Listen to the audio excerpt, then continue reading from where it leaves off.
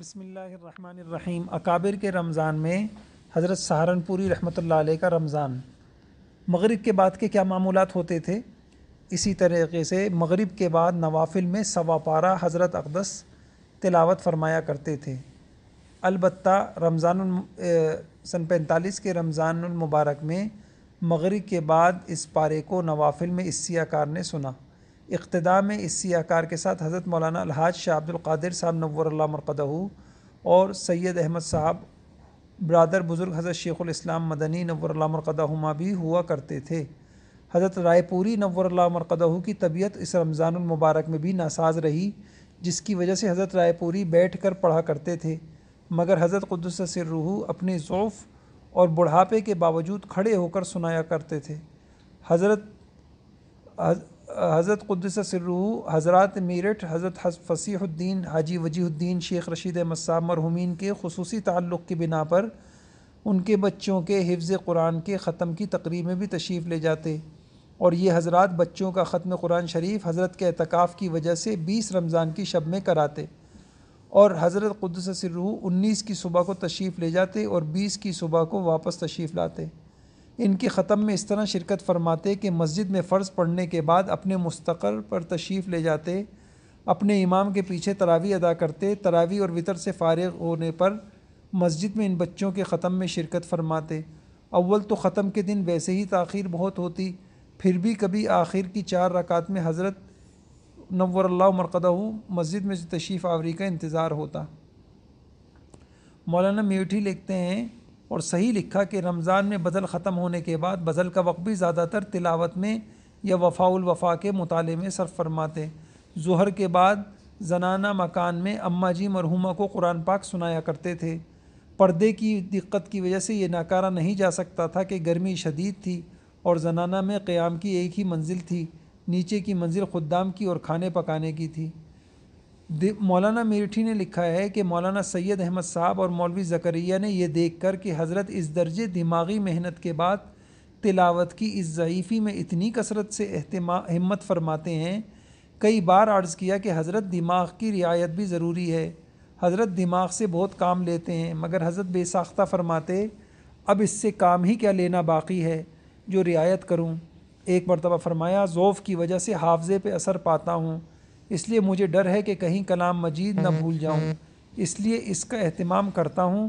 ایک دفعہ ارشاد فرمایا کہ دماغ چاہے جاوے یا رہے مگر کلام مجید نہیں چھوٹتا۔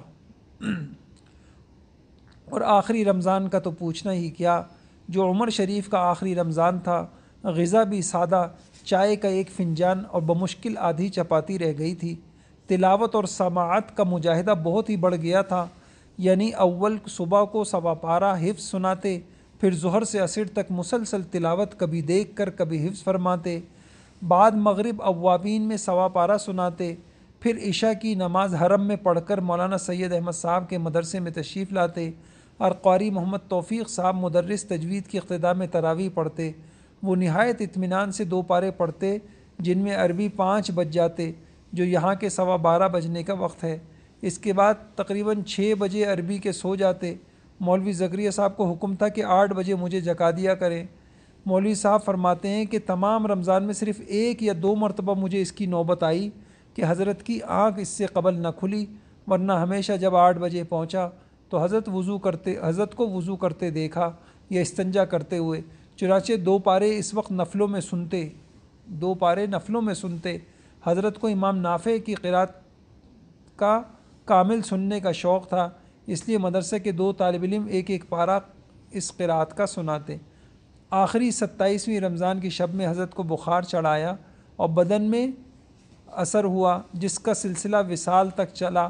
اس سے قبل کے سفر حجاز میں چونکہ چاند جہازی میں نظر آ گیا تھا، باوجود دوران سر یعنی چکر کے، غایت تعب اور بہت تھکاوٹ کے، آپ نے تراویح کا اہتمام فرمایا اور قرآن مجید سنانا شروع کر دیا۔ مولوی محمد زکریا کے ساتھ اول 8 رکعت میں حضرت نصف پارہ سناتے، پھر 12 رکعت میں مولوی زکریا صاحب پون پارہ سناتے۔ 10 رمضان کو مکہ پہنچ گئے۔ حضرت نے تراویح ایک قاری صاحب کی اقتداء میں پڑھی اور اپنا کلام مجید نوافل میں ختم فرمایا۔ اس سفر میں جہاز سے جدہ اترنا عین مغرب کے وقت ہوا اور تھکان کا یہ عالم تھا کہ تراویح کا تو کیا ذکر، فرض نماز کا بھی کھڑے ہو کر پڑھنا مشکل تھا، مگر حضرت نے اس شب میں کچھ تراویح کھڑے ہو کے کچھ بیٹھ کر پڑھی۔ اللہ رے ہمت، آپ کے کمالات حسیہ کا نقشہ اتارنا ناممکن ہے، مگر اس خداداد نعمت کو کن لفظوں میں ادا کروں جس کے کارناموں نے عقل کو حیران اور زبان کو گنگ بنا دیا۔ آپ بیتی میں لکھا جا چکا کہ جہاز میں حضرت کو دوران سر کا اتنا شدید اثر تھا کہ تکیے سے سر اٹھانا مشکل تھا، اور یہی صورت بعینی ہی اس ناکارہ کو بھی اپنے بچپن کے باوجود تھی۔ مزید برآں یہ کہ استفراغ اور قے بھی خوب ہوتی تھی۔ جہاز کی بدبو، بالخصوص جب جہاز میں پیٹرول ڈالا جاتا اور سارا جہاز اس سے سڑ جاتا تو اس ناکارہ کو چکر کے ساتھ ساتھ استفراغ بھی خوب ہوتا۔ 29 شعبان کو حضرت نے مجھ سے ارشاد فرمایا، کیوں بھائی تراویح کا کیا ہوگا؟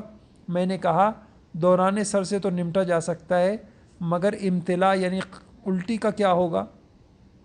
درمیان تراویح میں کیا ہوگا؟ حضرت نے فرمایا اس کی تو کوئی بات نہیں، قے ہوگی تو وضو کر لینا۔ باوجود دوران سر اور ضعف اور پیری کے اور یعنی جہاز چونکہ چھوٹا تھا خوب حرکت کرتا تھا، اس کے باوجود ساری تراویح حضرت نے کھڑے ہو کر پڑھی۔ جدہ پہنچنے کے بعد جیسا کہ مولانا میٹھی نے لکھا ہے، ایسا چکنا چور ہو رہے تھے کہ کھڑا بھی نہیں ہوا جاتا تھا۔ حاجی مقبول احمد صاحب نے اللہ ان کی مغفرت فرمائے نہایت غصے میں مجھ سے فرمایا، عقیدت میں بڑے میاں کو لے کے کھڑے نہ ہو جانا، کچھ ان کے ذوف کا بھی خیال کر لینا۔ چونکہ اس کا ڈر تھا نہ معلوم سفر میں حاجی جی کہاں میرا پتہ کاٹ دیں۔ حضرت کی کھانے میں معیت ان کی ہی رہین منت تھی۔ ان کا حکم تھا کہ میں حضرت سے درخواست کروں کہ تراویح کی تو آج ہمت نہیں۔ یہ تو مجھ سے نہ ہو سکا، لیکن جب حضرت قدس سرور نے فرمایا کیوں بھائی مولوی زکریا کیا حال ہے، میں نے حاجی صاحب کے ڈر کے مارے یوں عرض کیا، حضرت تھکان بہت ہے۔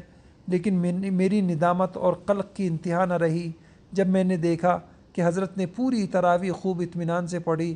بار بار حضرت کو دیکھتا تھا اور اپنے اوپر افسوس کرتا تھا کیوں جواب دیا۔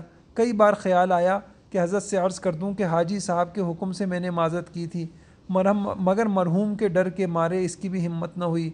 مجھے خوب یاد ہے نماز کے درمیان 2-3 مرتبہ حضرت کے قریب گیا بھی اور یوں عرض کرنے کو جی چاہا کہ حضرت کے ذوف کی وجہ سے عذر کیا تھا، مگر حاجی صاحب کا خوف غالب رہا کہ مجھ پر ناراض ہوں گے، مگر ندامت اور قلق اب تک ہے۔